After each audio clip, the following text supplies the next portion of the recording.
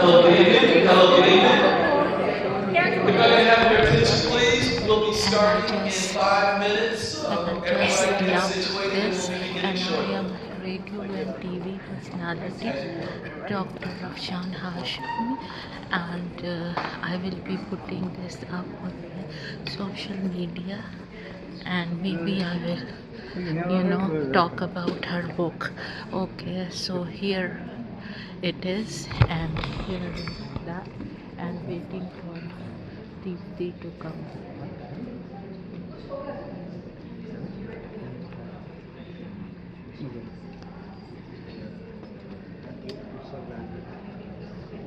अरे वाह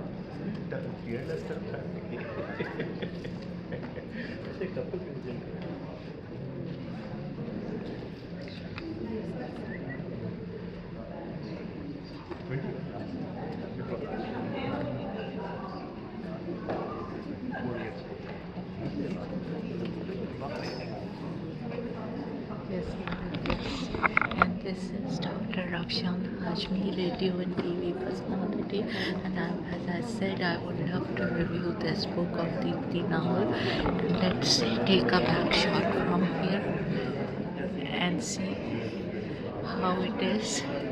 So cheers and bye-bye, and enjoy the book talk.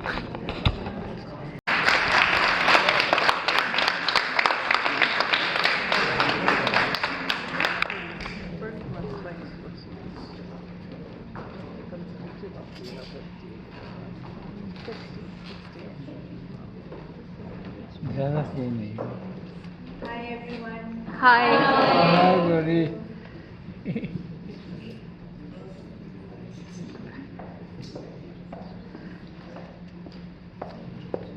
Good evening. Good evening, everyone. Good evening. I'm Sanjay Rai, Senior Vice President for Academic Affairs at Montgomery College. We are delighted to host all of you here.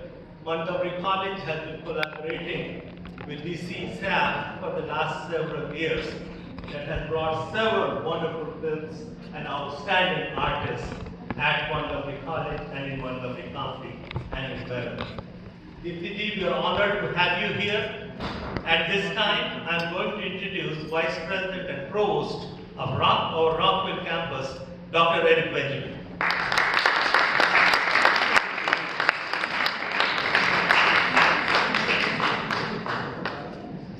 I think we need lights. Can we have lights, please? We cannot see her face. Yeah. Lights on the stage. Two lights on the like half lights.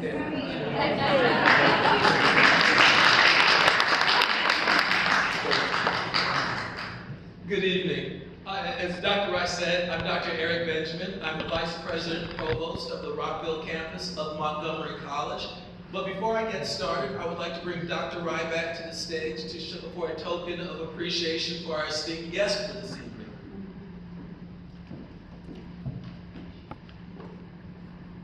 Give a small token of appreciation for your presence here from Montgomery College.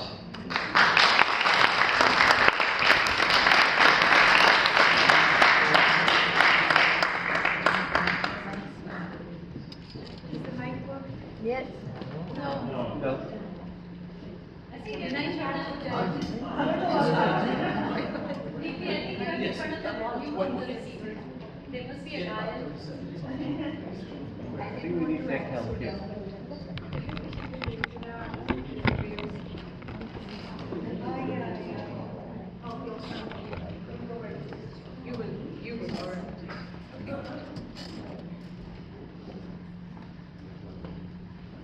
Good evening. I have the privilege tonight of introducing our moderator and our esteemed artist for the evening. Our moderator for this evening is Ms. Niharika Chibarjo, Miss Jo holds a Master of Arts and a Bachelor of Arts magna cum laude in Japanese language and literature from the Jawaharlal Nehru University, New Delhi.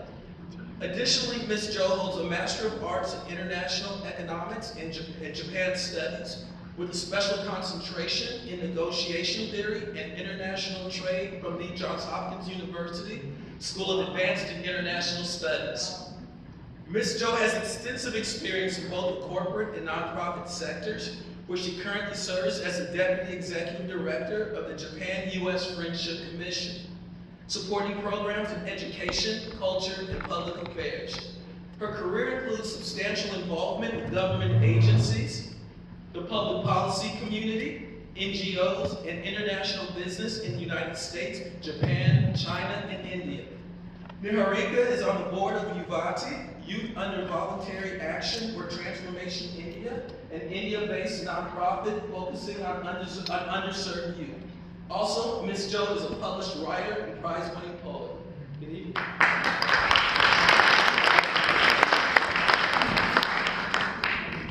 Our esteemed guest for the evening, Ms. Deepti Naval.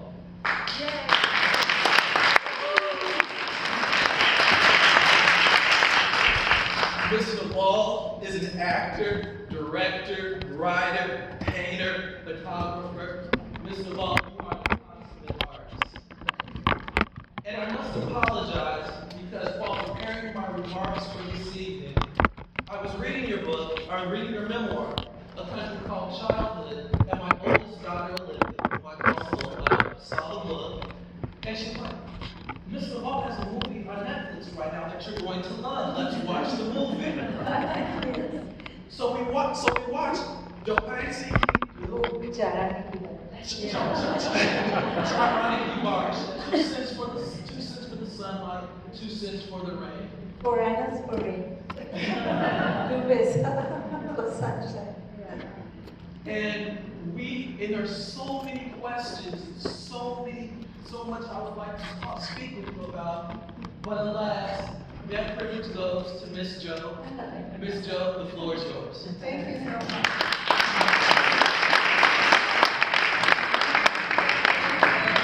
Dr. Sanjay Rai, that was a very, very, very generous introduction, and I'm here just to facilitate this conversation with Deepti ji, who you are all here to see. But first of all, let me welcome you all and say how wonderful it is to see everyone outside of the screen, including me. So we're all here in person. We've all been looking at each other through Zoom and through all kinds of different media, and it's wonderful to have you here. I want to thank Dr. Sanjay Rai. I want to thank Dr. Benjamin, the Montgomery County Arts and Humanities Organization, and Montgomery College for hosting us tonight.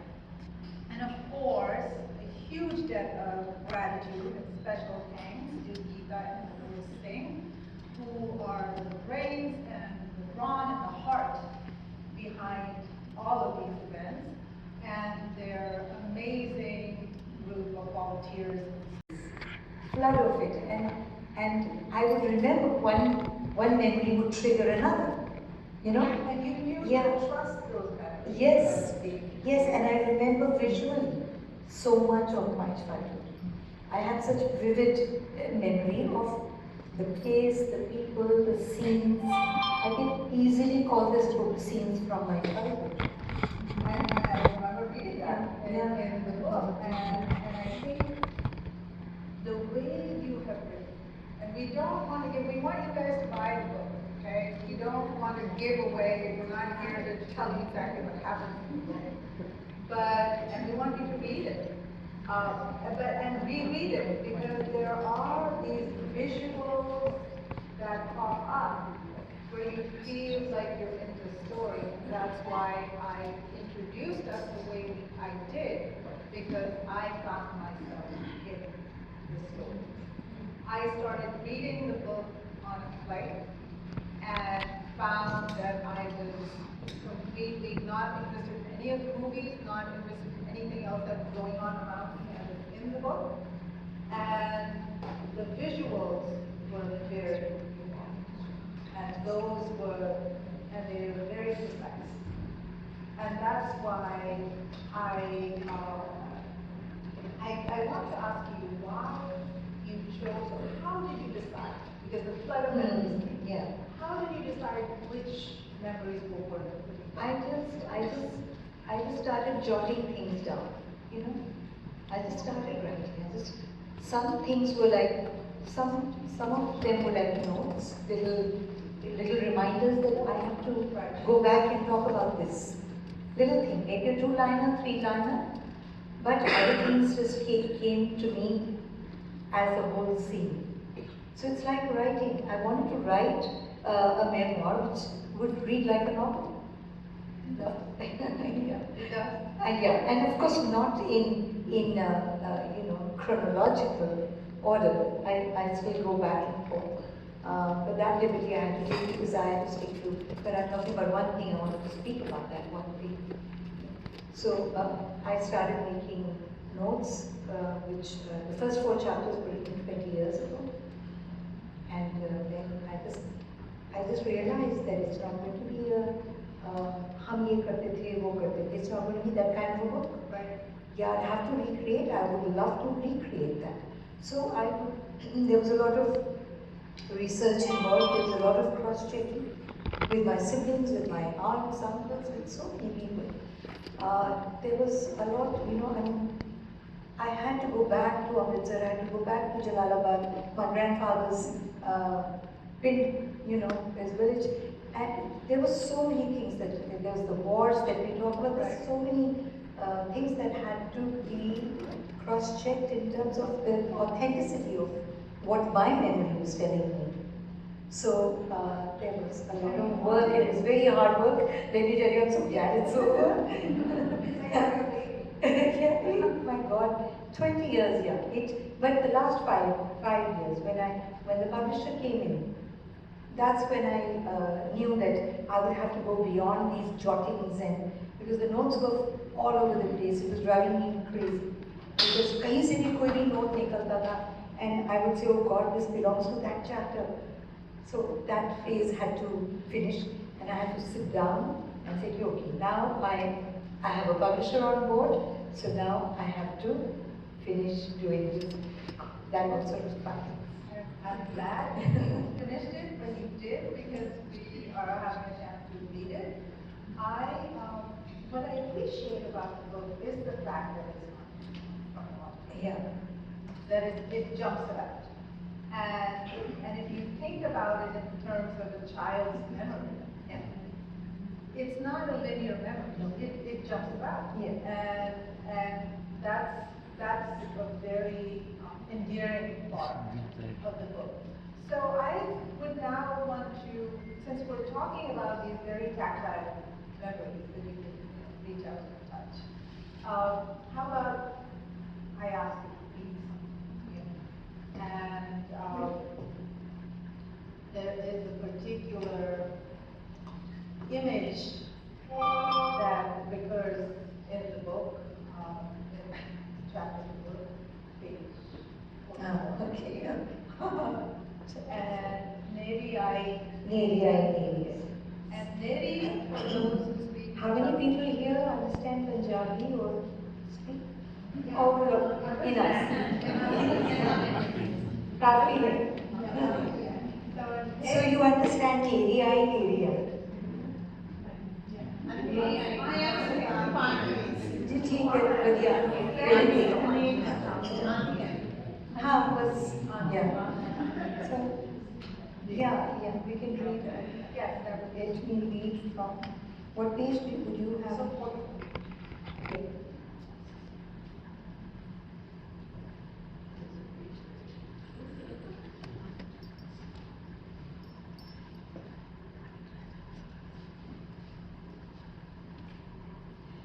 Alright, read from Area. A storm is brewing. A tin sheet rumbles in the wind. Dark clouds roll over. Everyone runs to their terraces, roll up mattresses and put them under cover. There's the scent of rain on earth. These are the images, sounds, smells I so remember like it was yesterday. Navy Eye was such a thrilling soundtrack during those days when we lived in a country called childhood. What fascinated me most about the landscape of Punjab were the dust storms. I found them exciting, filled with mystery, creating a sensory experience that was hard to match. I loved the Navy, and I'd actually wait for it, almost certain that it would be followed by a torrid downpour of rain. They provided the element of drama to our everyday lives. Except for the grit that got into the eyes, experiencing a dust storm was thrilling, not least for the way in which it transformed the landscape. Suddenly, in the middle of the day, the sky would turn pink, then a deep magenta, and finally become pitch black as if the sun had been blown out. My eyes would brighten each time there was another ripple in the air and the wind started to run.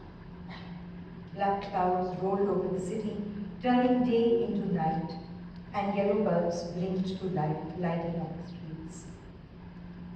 One particular dust storm when I was around 10 is etched in my memory. I'm on the terrace enthralled by the spectacle that is beginning to unfold. I see Jeep pulling off the clothes, flapping on the clothesline, her expression dark and inward. I hear a sharp crack of a whip, then a low hostile rumble, constant and unknown. A stray kite caught in the electric wires starts to flutter. The sky reddens. The wind picks up, turns into a squall. Rickshaw pullers scramble about in the dust-stormed street. Scraps of paper whirl and tumble madly in the thickened air. I hear Mama's voice loud and clear. Did come down at once? What? Why did I have to go down when life was happening up here? I stay up on the Barsati, watching everything, and I wait.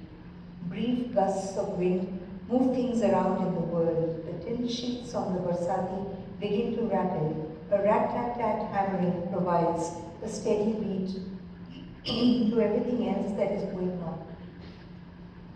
The bedsheet on Didi's cot swells up in slow motion, then abruptly folds up and turns over itself.